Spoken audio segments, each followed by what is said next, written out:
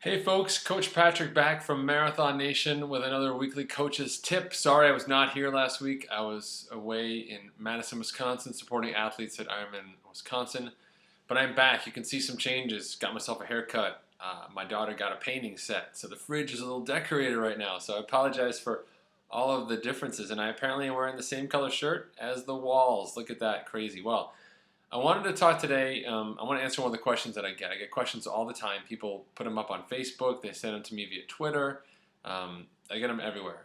And I love the questions. Please keep them coming. They force me to really think a lot about how I want to conceptualize training for you, how to make it a little more real for you, a little more effective. And the training question that I got, specifically was actually a racing question, was from Amy Avery. It's on my little iPhone here. And Amy says, I just got done running the Air Force Marathon, and I have Chicago coming up in 3 weeks. Of course, because if you're a marathon runner, just put them all together at once, right? You're crazy. All you runners are just crazy, okay? I tried the pacing plan you put out for Air Force since I had run 22 miles.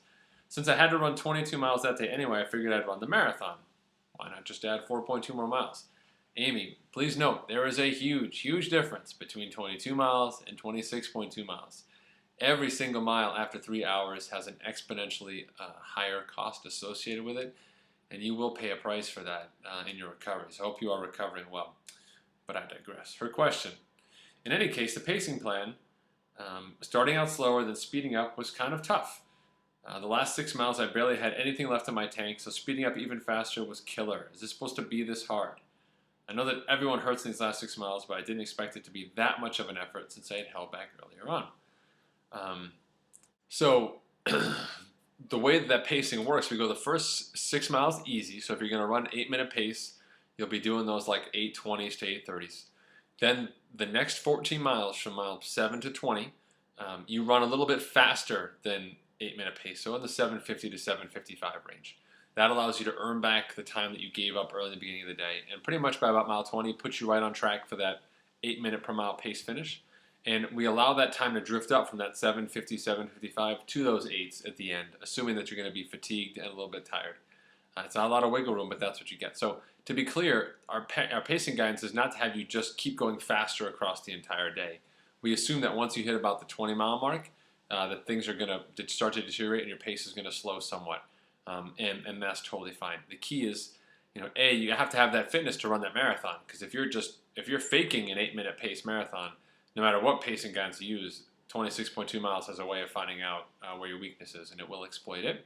And then secondly, you have to have that discipline, those middle miles, to run as close to that just slightly faster bandwidth than anticipated. A lot of people, when they get excited on race day, they start putting out paces they've never seen before in a long run, just because there's crowd, there's other people, there's competitors, there's spectators and fans and family, whatever. So a lot of that has to be taken into consideration. Those last 6 miles of the marathon are ridiculously hard. As a good friend of mine, Cam Brown, put out one time, he said, the marathon is nothing more than 20 miles of hope, 6 miles of reality. And I can't agree more. And the reason why we let that pacing guidance drift back a little bit in those last 6 miles is because I know you're going to be fatigued. That is where you're really engaged in that mental battle, trying to convince your legs to keep going, because your legs are saying, hey, brain, you've had me out here for a couple hours now. Just give me little tiny gels and sips of Gatorade and water. It's getting hot. I'm tired, and I want to go lay down over there next to those people with that grill and the open beer. And you have to convince your body to keep going at that point in time, and it becomes a mental thing. And if you have the fitness and you pace yourself well, you can do well. So that's kind of what the pacing guidance works out to be. Now, you also asked me about nutrition. Should you try some of the new GU Roctane gels with some caffeine? Caffeine or not, that's totally personal to you. Let's back up before I even get into that and talk about nutrition. In general, I'm a little bit of a bigger guy. I'm a $185, and I run in that 3 to 3:15 window, and I like to take about a gel an hour.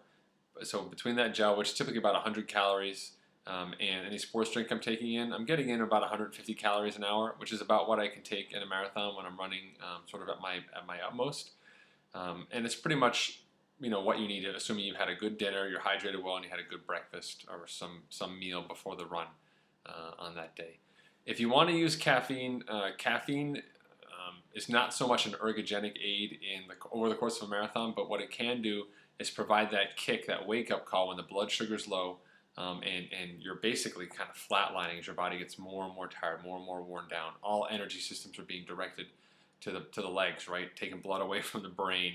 Brain doesn't have to think when you're running; just go that way, right? So everything's going to the legs, the muscles, the arms, the back, and as a result, caffeine kind of snap you back into it. So if you've ever been in that place, like we all have, on those long runs or races where you can't do math at the end, you've got only 6 miles to go and you've got 50 minutes, but you can't figure out how much time that is per mile. A lot of times that's simply a function of low blood sugar. It's also part of just how your body works. When you're operating at a certain level, the brain sort of decreases function as you're working on your body. But that said, caffeine can help you later in the day to make that decision. Just know that your stomach becomes more and more sensitive to what you're putting in the later the day goes. So you absolutely want to test that out in a long run or a race simulation run before you get into it. So you've got Chicago coming up, a little bit of a different race. Pacing guidance for Chicago is still the same. I'm looking to do a profile review of Chicago, but the pacing guidance is still the same. Easy first 6 miles, solid 14 in the middle, and then the last 6, see what you can do. Chicago's a flatter course, pretty fast. Slow miles bode well for you in the beginning because it's typically pretty crowded. So you should be good to go. So try that out, see what it's like, and hopefully you have recovered well from Air Force, because you asked a lot of yourself on that day. You did a good job, but you need to recover if you're going to come back and do Chicago well. Best of luck to you, and I'll see you online. Thanks, Amy, so much.